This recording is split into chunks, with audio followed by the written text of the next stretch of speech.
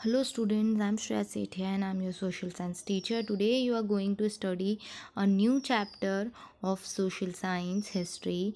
Name of the chapter is Emergence of New Kingdoms. Right? In this chapter, you're going to learn about the kingdoms that emerged during the early medieval period in the north and the south India, and about the tripartite struggle and the strategic importance of Kannauj.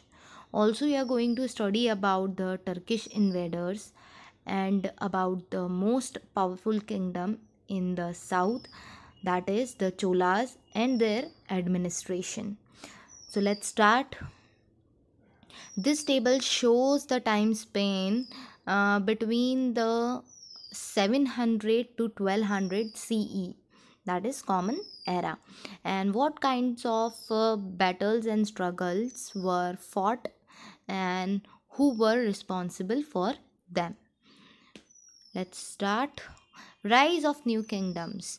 In the post Gupta period, administrative officials were also granted lands. Now, before Gupta period, the administrative official, it means the official or officers which are the part of administration, instead of getting salary they were granted piece of lands. This official owned fiscal and military obligation to the rules. Now these officers were owned fiscal and military obligation. It means the obligation or duties which are related to finance and military. Land grants grew in numbers in the 7th century and become widespread throughout the country.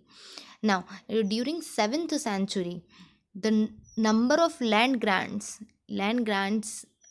were increasing in numbers, and later on became widespread in country. Most part of the kingdom of all the major power of western and central India included the territories under the control of such land officials known as feudatories. Now, the major part of western and central India, India का western और central part के जितनी भी territories के under जो pieces of land थे वो फेड्यूटरीज़ के कंट्रोल में थे. मैंने हार्ड वर्ड्स में आपको फेड्यूटरीज़ का मतलब बताया है, राइट. वो ऑफिसर्स या वो पीस ऑफ लैंड जो एज अ लैंड ग्रांट दिया जाता है, ठीक है, वो फेड्यूटरीज कहलाता है. However the feudatory chief मतलब land owners, however the feudatory chief were eager to free themselves whenever there was an opportunity. ना वो जो फेड्यूटरी चीफ्स होते हैं, मतलब वो जो लैंड ऑनर्स जो होते हैं, वो अपने आप को एज अ लीडर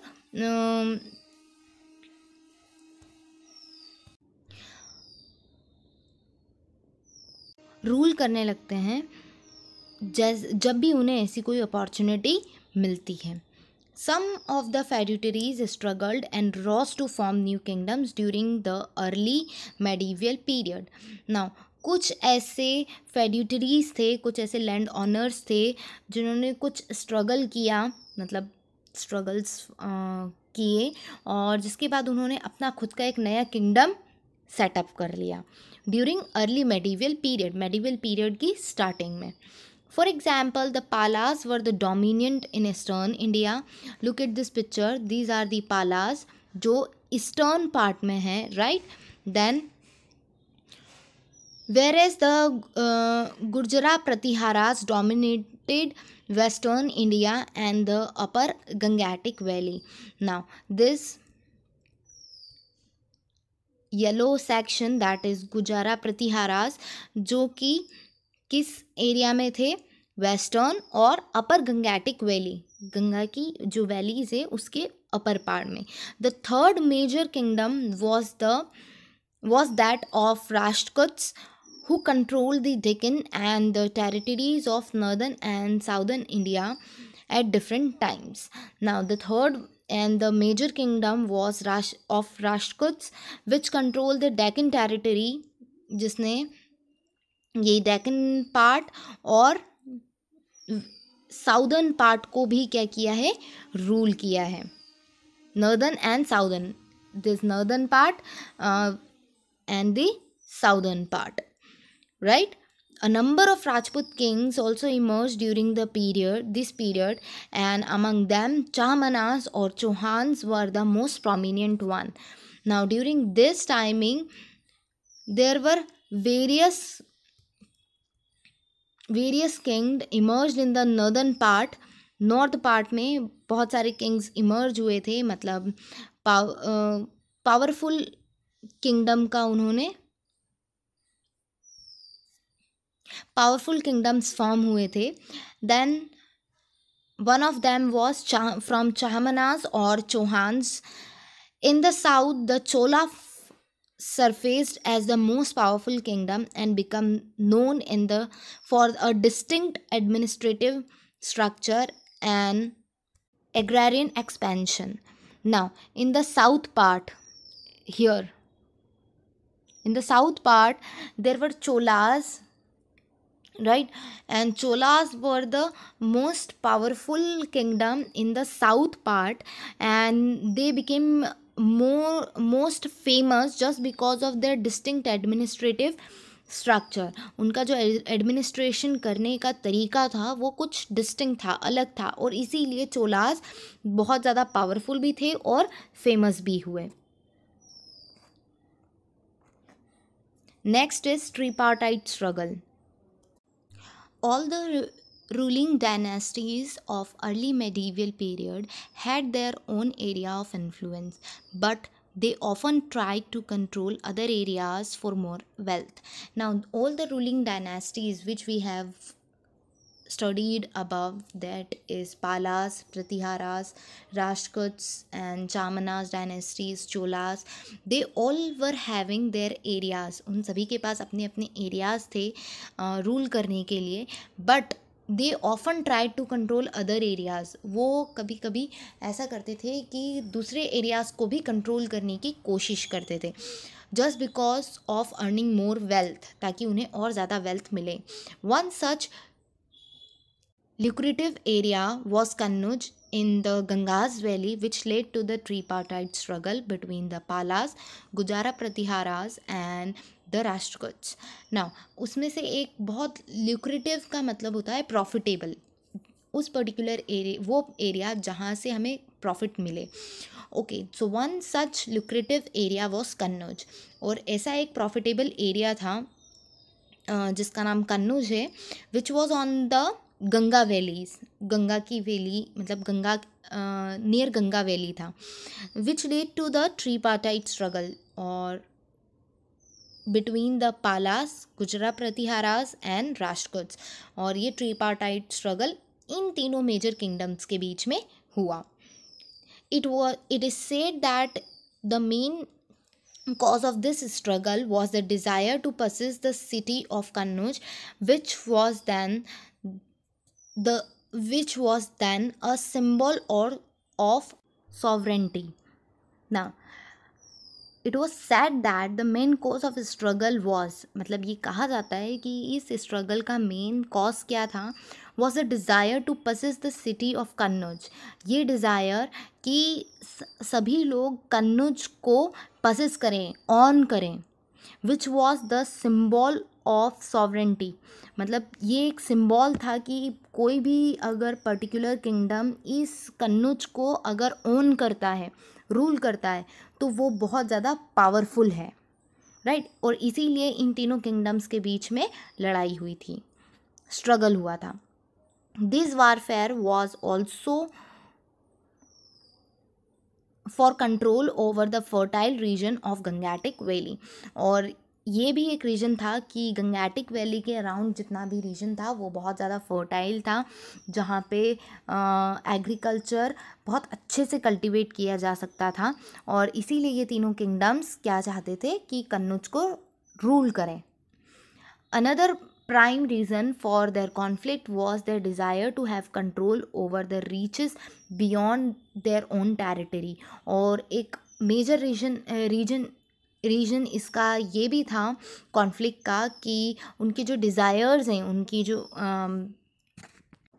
इंटेंशंस जो थे वो ये थे कि उनकी टेरिटरी के बियॉन्ड जितने भी रीचेस हैं उन सभी को भी वो कंट्रोल करें या ओन करें। रीचेस का मतलब है कि मनी और प्रॉपर्टी जो उनकी टेरिटरी के बाहर है वो भी उसे कंट्रोल करें या टेक ओवर कर लें। It was possibly because the rulers needed huge amount of wealth to enhance their military prowess.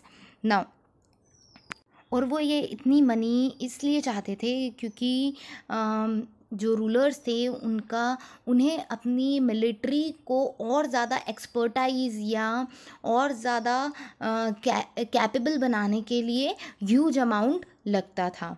They also tried to demonstrate their power and resource by building large temples. और वो अपने power और अपने resource को show off करने के लिए या डेमोन्स्ट्रेट करने के लिए क्या करते थे, बिल्डिंग्स बनाते थे या टेम्पल्स को बिल्ड करवाते थे। Let us learn about the 3 prominent kingdoms. और अब हम ये तीनों किंगडम्स राष्ट्रकूट्स, पालास एंड गुजरा प्रतिहारास के बारे में पढ़ेंगे। They were powerful kingdoms. Now, the first one is Gujara Pratiharas. The Gujara Pratiharas, also known as Pratiharas. गुजरा प्रतिहारास को सिर्फ प्रतिहारास भी कहा जाता है। Use their military skill and power to carve out a kingdom in the western India. अब ये जो गुजरा प्रतिहारास थे ये एक पावरफुल किंगडम था और ये किस एरिया में था? वेस्टर्न इंडिया में था, right. As a ruler, the Pratihara came into prominence in the middle of 8th century CE when their king Nagbhat first defended western India from the Arab incursion from Sindh to Rajasthan. और ये powerful kingdom कब emerge हुआ? During middle of 8th century CE में इसका emergence हुआ, ये start हुआ या ये राइज हुआ। और इनके जो किंग थे नागभट्ट फर्स्ट, इन्होंने वेस्टर्न इंडिया को डिफेंड किया, मतलब इंडिया के वेस्टर्न पार्ट को डिफेंड किया। किससे? अरब से। फ्रॉम सिंध टू राजस्थान, इस पर्टिकुलर एरिया को उन्होंने डिफेंड किया। He was able to leave his successor for a powerful principality comprising Malwa and the part of Rajputana and Gujarat. और इन्होंने बहुत ह्यूज एरियाज़ पे कंट्रोल किया था और उनके सक्सेसर्स जो थे उन्हें एक वाइड एरिया दिया था ताकि वो अपनी प्रिंसिपैलिटी या बोल सकते हैं उसे रूल करें। That is Malwa, part of Rajputana and Gujarat.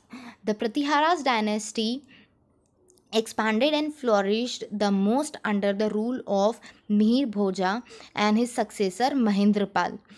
और ये जो प्रतिहारा डायनेस्टी है ये एक्सपांड हुई और फ्लोरिश्ड सबसे ज़्यादा किस टाइम पे हुई? मिहिर भोज और उनके सक्सेसर महेंद्रपाल के टाइम पर ये जेनीथ पर थी, right. The territory of the kingdom expanded to Bengal in the east, to Punjab, Awadh, Malwa and Gujarat in the west. इस पर्टिकुलर एरियाज़ पर इन्होंने रूल किया। बंगाल ईस्ट से लेके Punjab, Awadh, Malwa, Gujarat in the west, मतलब इस पूरे एरिया को प्रतिहाराज ने रूल किया था।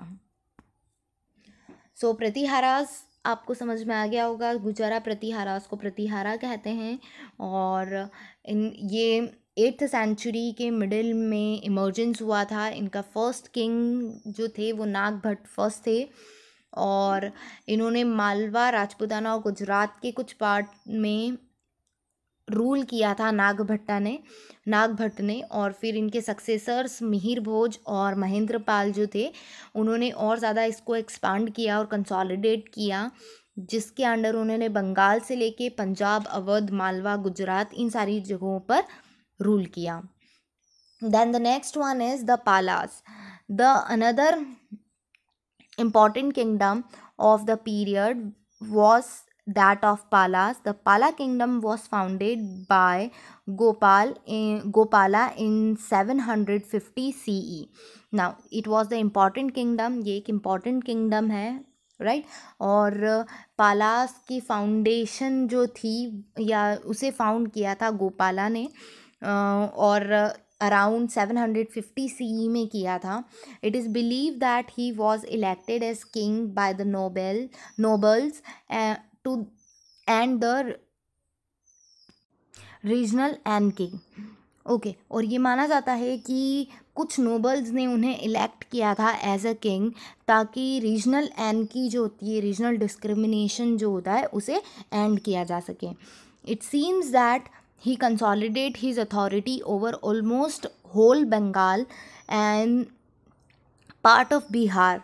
अब ये देखा जा सकता है कि उन्होंने अपनी अथॉरिटी को और ज़्यादा कंसोलिडेट मतलब स्ट्रॉन्ग किया था पूरे बंगाल पे, और बिहार के कुछ पार्ट पे उन्होंने क्या किया था, रूल किया था. Gopala was an ardent Buddhist and had built the monasteries at ओदांतापुरी इन बिहार. अब गोपाला एक स्ट्रॉन्ग बुद्धिस्ट फॉलोअर थे और उन्होंने मोनेस्टरीज बनाई उसके लिए और प्लेस दिया है ओदांतापुरी इन बिहार. उनके जो सक्सेसर थे, his successor Dharmapala expanded the kingdom and was able to control Kannauj for some time. और उनका जो सक्सेसर धर्मपाला था, उन्होंने अपने किंगडम को और ज़्यादा एक्सपांड किया और कुछ टाइम तक उन्होंने कन्नौज को रूल भी किया है. Devapala, one of the most powerful Pala ruler, lead raids in the north Deccan and south part of Indian peninsular. अब देवपाला इनकी जो डायनेस्टी थी उसके मोस्ट पावरफुल रूलर थे देवापाला, और उन्होंने रेड की मतलब a kind of plundering to the north Deccan and south part of India. Deccan, northern and southern part of Indian peninsular पे उन्होंने रेड की. As a Buddhist he founded the famous Mahavir of Vikramashila near Bhagalpur. Now since he was a Buddhist follower, उन्होंने एक temple build किया of Mahavir near Bhagalpur. He also patronized Haribhadra, a great Buddhist author. और patronized, it means to support or to give a moral support. So he also patronized Haribhadra, a great Buddhist author. Rampala, the last important ruler, extended control till Pragjyotishpura, Assam, part of Odisha and the part of modern Nepal.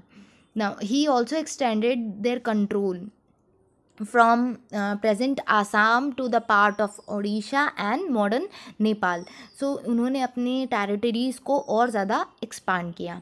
सो पालास के बारे में भी हमने पढ़ लिया है. उनके founder थे गोपाला और उन्होंने 750 CE में पाला डायनेस्टी या पाला किंगडम को फॉर्म किया था.